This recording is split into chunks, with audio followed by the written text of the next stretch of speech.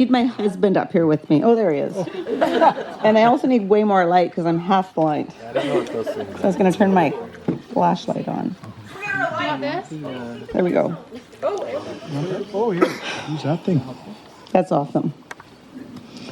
Okay, yes, I'm Carly's mom. So I'm the mob. Don't mess with me. But before I even start this speech, I just have to take a minute to thank Sue and her partner Dan for even allowing us to gather up Carly and Jack's village to come here and celebrate this day.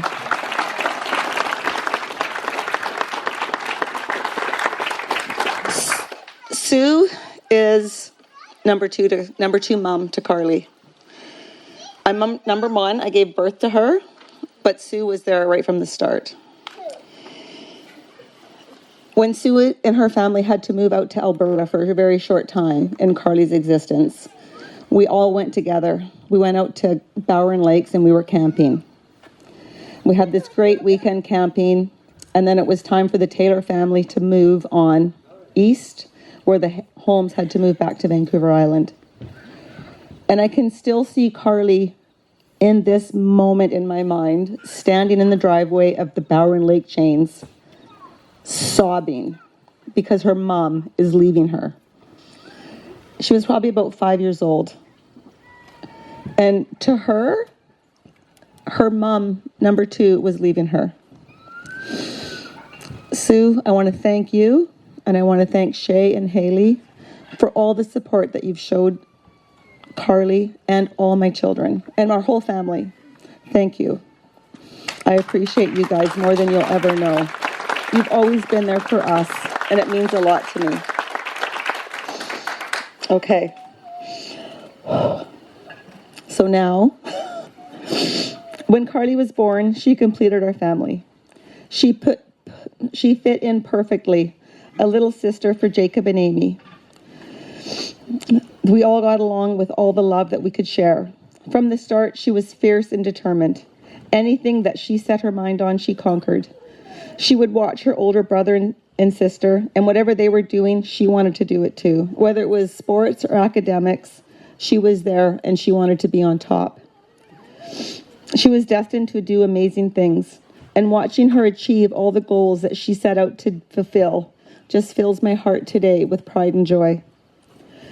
It always had to be Carly's way. She was independent, she was willful, and she wanted to run when it was time to walk, and she wanted to climb when it was time to just stay safe. And she seldom listened to the word no.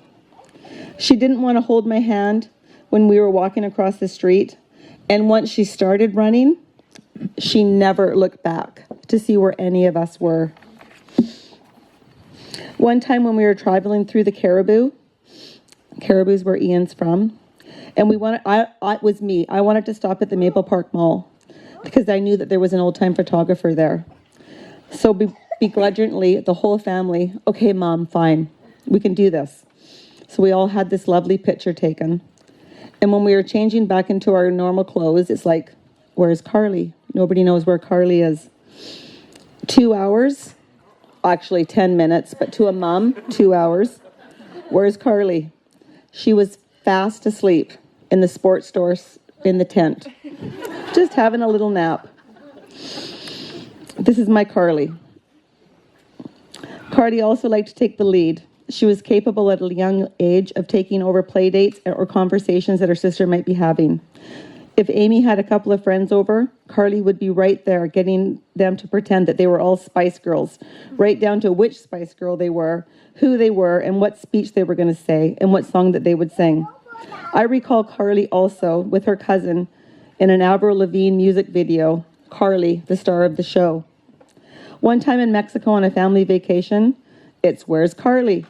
Only to see her with the resort photographer having a photo shoot in the surf. Of course, all of these stories are just a part of the beautiful woman she is today.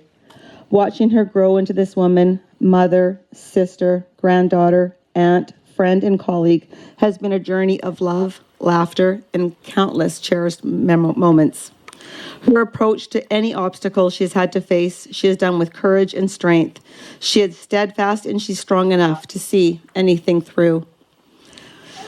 Jack, I want to... I do want to thank you for coming into Carly's life and for loving her and supporting her. I do remember the first weekend Carly brought you to Comox. That whole weekend, she talked with an Aussie accent. You probably remember that weekend. I'm thinking, why doesn't Jack just tell her to stop? And then there was that time where you had to spend 2 weeks quarantined in the cabin. I'm like, he must love her. He's still in the cabin. Yeah. Jack, I'm grateful that she has you. You're the good partner. I see the love that you have for her. I just wish and pray for a lifetime of love and dreams come true for both of you. So today, as Jack and Carly's village, please raise a glass to their family and a future brimming with possibility. To Carly and Jack.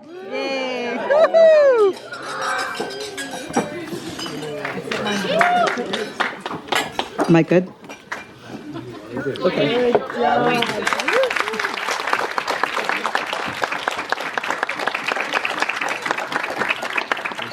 This way, sir. This way. You're always good. You're always the best.